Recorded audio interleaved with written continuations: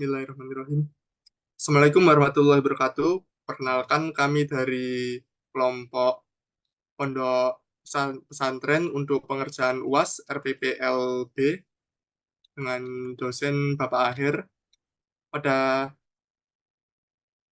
rapat perdana pada kali ini, pembincangan kita yaitu yang pertama ada penetapan modul yang akan dikerjakan untuk setiap kelompok, lalu ada persetujuan tools yang akan digunakan.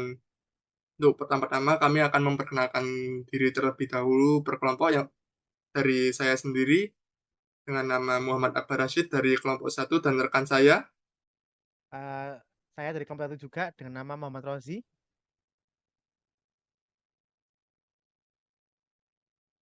Hobi. Oh, Eh, Saya dengan kelompok satu juga, Bobi Wijaya. lalu selanjutnya dengan kelompok dua, Perkenalkan, saya Vicky Ardiansyah dari kelompok 2. lalu selanjutnya apakah kelompok tiga sudah hadir?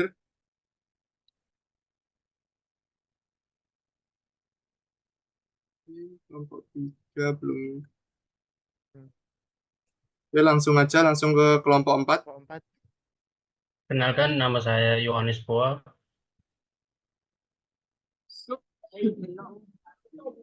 Perkenalkan, nama saya Dandi Dwi Alfarel dari kelompok 4.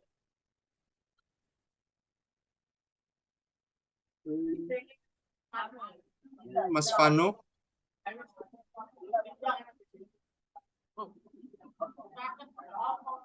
Oke, mungkin itu saja untuk perkenalannya dan yang lainnya akan bisa menyusul.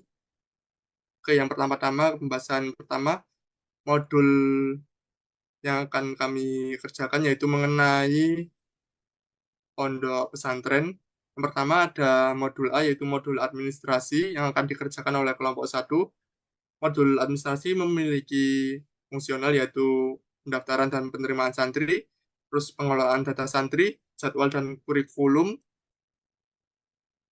Sekian mungkin untuk kelompok A, apakah setuju? Setuju, setuju. Jadi mungkin kalau misalnya ada revision atau gimana-gimana nanti bisa ditambahin lagi untuk yang Ya, lebih kalau lanjutnya. ada ketidaksetujuan atau keberatan bilang aja ya, Rek. Oke, langsung Aman-aman. ke kelompok dua yaitu kelompok B. Pertama ada modul keuangan dan pembayaran. Fungsinya yaitu pertama pastinya manajemen keuangan, lalu ada catatan pemasukan, laporan keuangan, sistem pembayaran online untuk SPP dan lain-lain, lewat pembayaran santri dan lain-lain, terus pengelolaan koperasi dan kantin. Apakah setuju? Setuju. Iya, setuju, Mas. Oke, untuk kelompok tiga karena tidak hadir maka akan disepakati di pertemuan selanjutnya dan apabila tidak ada respon maka akan langsung disetujui. Apakah setuju? Setuju.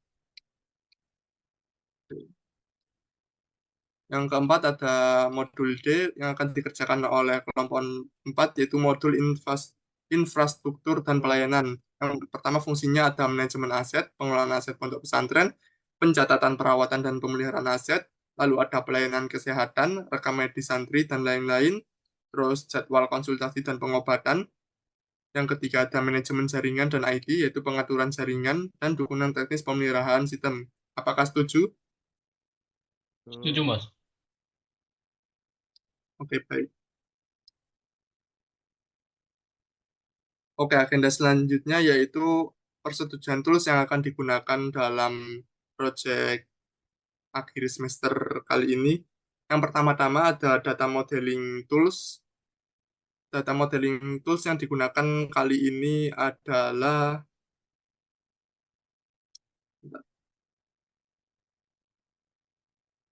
data modeling.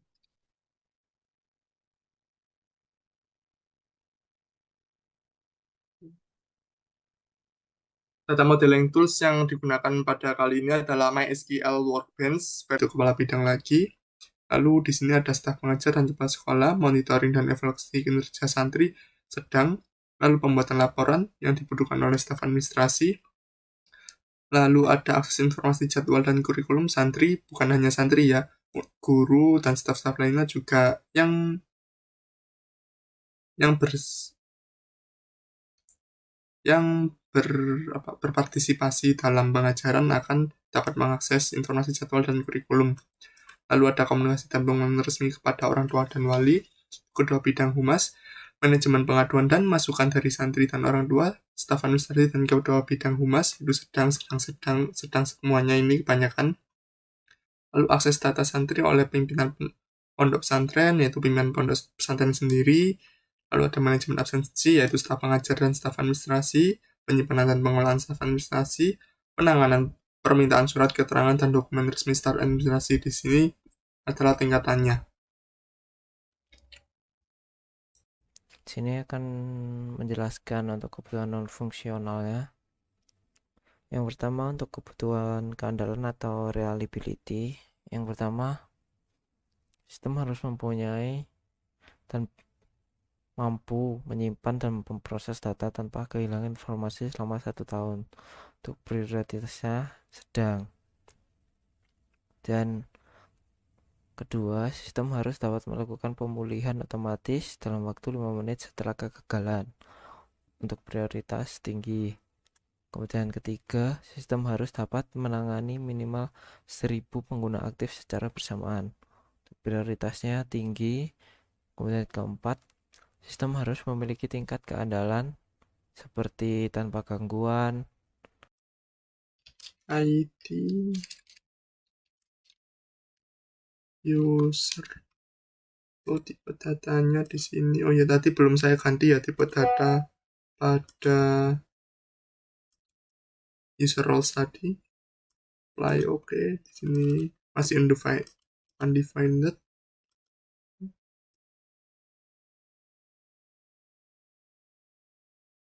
Ini kadang susah diklik.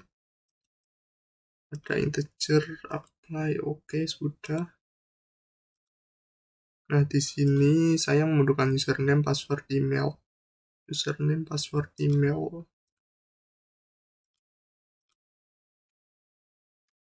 Username. Di sini saya menggunakan lowercase semua ya.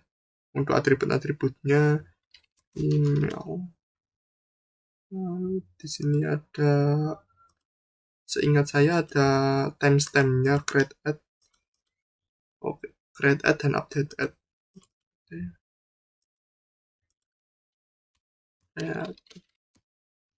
Add dan juga update add. Di sini mereka pakai timestamp.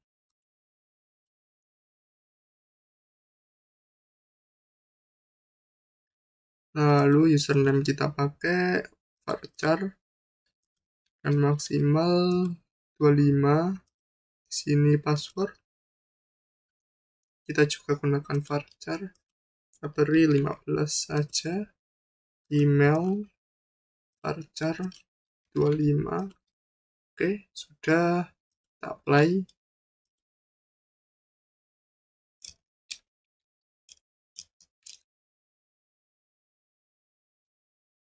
Oke, sudah bisa. Assalamualaikum. Di sini saya akan membuat kelas Telegram. Kita menggunakan format ya. Pertama ini kita ketik kelas Telegram. Oke.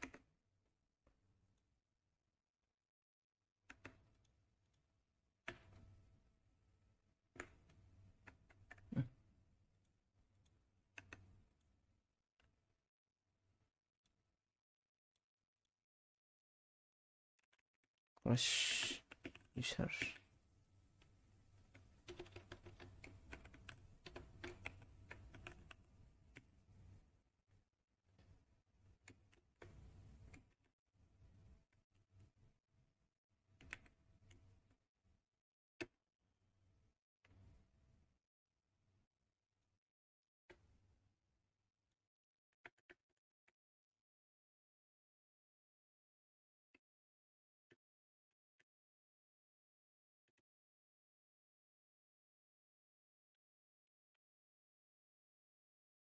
di sini plus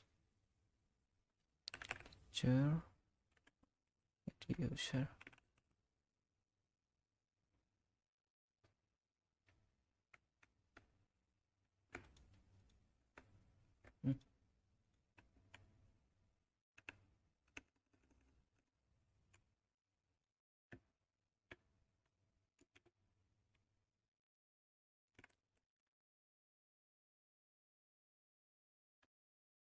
Kita buat di notepad dulu aja lah biar gampang.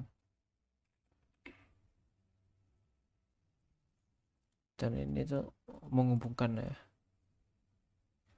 menghubungkan garis-garisnya, dan ini keterangannya apa, seperti itu. Selanjutnya akan saya lanjut tanpa di record. Oke, sekian, terima kasih. Nah, pada bagian use case diagram ini ada aktor calon santri, staf administrasi. Ini use case bagian registrasi ya. Di sini calon santri akan mengisi formulir pendaftaran, mengunggah dokumen, dan mengunggah bukti pembayaran biaya pendaftaran. Di sini staf administrasi akan verifikasi data dan dokumen, pengiriman notifikasi pendaftaran ke calon santri.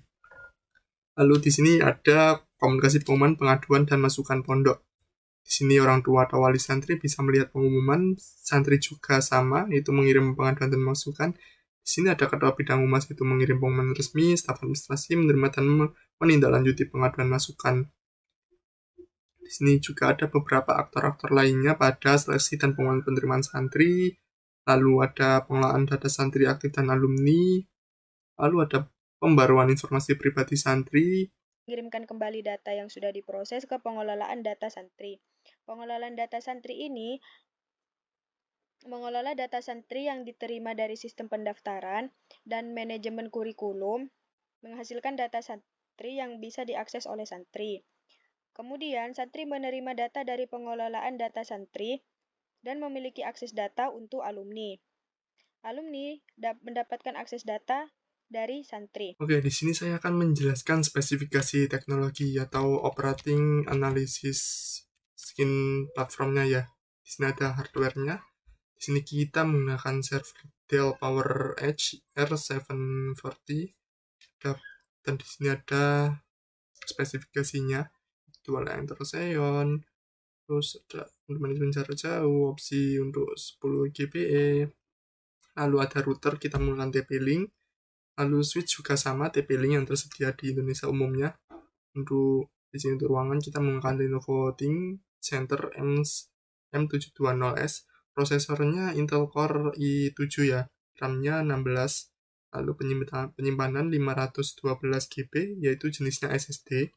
Sistem operasinya Windows 11.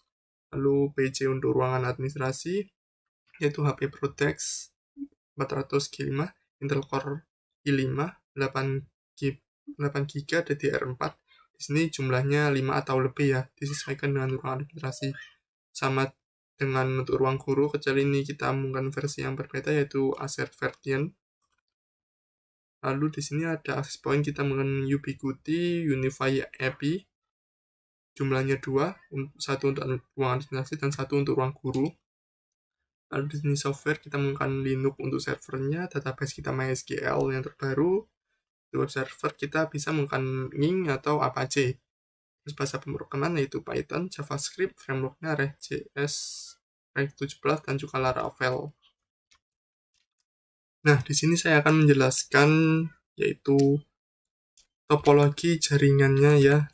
Sesuai dengan di sini ada network management skin, bagian yang saya kerjakan. Di sini juga saya sudah menaruh di laporan PDF-nya. Di sini kita punya ruang server, satu server yaitu yang sudah disebutkan tadi. Lalu ada PC dan juga router. Nah, di sini saya menggunakan IP DHCP. Config bagian DHCP ini. Ada ruang guru dan admin, terus ada server pool juga. Nah, di sini sudah saya sambungkan dan alhamdulillah sukses ya. Dan bisa juga bagi modul lain untuk menambahkan router di sini, lalu tinggal mendaftarkan IP router itu sehingga akan ter-DHCP-kan bagian device-device yang tersambung. Di sini akan coba saya ping. Oke, sukses.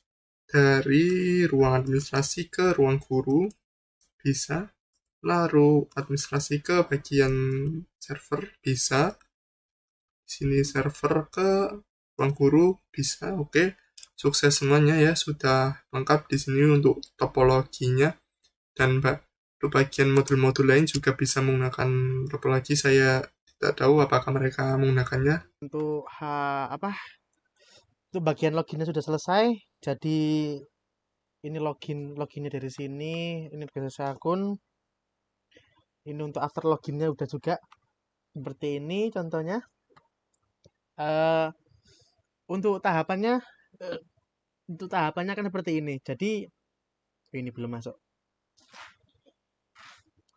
Untuk tahapannya seperti ini. Ketika nanti sudah mendapatkan data link atau QR code, maka akan muncul tampilan ini. Jadi welcome registration-nya ini. Nah, di pilihan welcome registration ini ada pilihan 2, login dan daftar santri baru. Ketika klik login akan pindah ke sini. Bisa dilihat. Nah, sudah dilihat. Jika login akan pindah ke sini, jika untuk mengeklik daftar santri baru akan muncul ke slide yang satu ini. Lalu ketika untuk klik next juga sama. Belum saya tambahin, mohon maaf. Klik non 1 di solve. Sama, nanti bisa klik next, nanti akan ke 1 ini. Berikutnya kalau sudah selesai, nanti akan pindah lagi juga ke sini untuk mengisi data. Ini contoh data yang diisi. Jika sudah klik submit lalu next juga sama, akan pindah ke sini, pindah ke 2 yaitu alamat, pengisian juga sama, submit tambah next. Lalu ke 3 juga sama. Ini pengisian informasi orang tua. Kalau sudah nanti pindah ke sini juga, lalu submit lalu next. Lalu ke 4 ini data keperluan luar biasa kalau misalnya ada kekurangan pada santri atau gimana. Ini adalah tabelnya. Lalu ini formulir pendaftarannya kayak gini sampai. Nah, kopnya seperti kurang lebihnya seperti itu.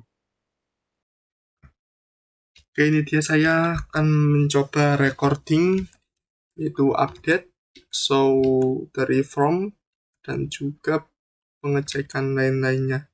Di sini masih ada masalah. Akan saya selesaikan dulu. ID. Nah, di sini juga bisa kita penghapusan data ya. Kita menggunakan terus table, ini menghapus semua datanya. Oke, mantap. Lalu saya mau mendapatkan data santri.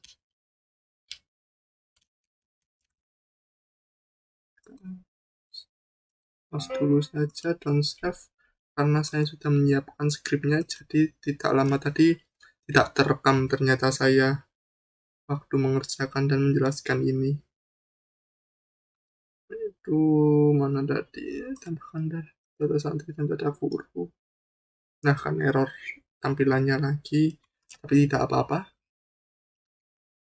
Kita jalankan. Oke, sudah. Coba saya cek itu santri namanya.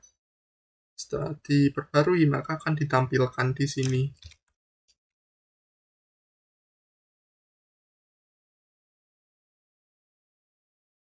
Assalamualaikum warahmatullahi wabarakatuh. Kami dari kelompok 1 atau kelompok A, studi kasus 1 yaitu Pondok Pesantren, ingin mengucapkan terima kasih telah menyaksikan presentasi kami. Kami sangat menghargai waktu dan perhatian penonton dan juga dosen kami, Pak Aher. Kami berharap presentasi kami dapat memberikan wawasan dan manfaat untuk semua. Dan terima kasih besar juga untuk dosen kami, yaitu Pak Agus Firmanto, yang telah memberikan bimbingan dan dukungan selama proses pembuatan tugas ini. Dan juga tidak lupa kepada semua teman-teman saya yang membantu saya mengerjakan laporan, tugas, dan juga testing aplikasi yang sudah dikerjakan dalam 4 minggu ini. Sebagai penutup, saya mewakili kelompok saya ingin mengucapkan terima kasih sebesar-besarnya. Assalamualaikum warahmatullahi wabarakatuh.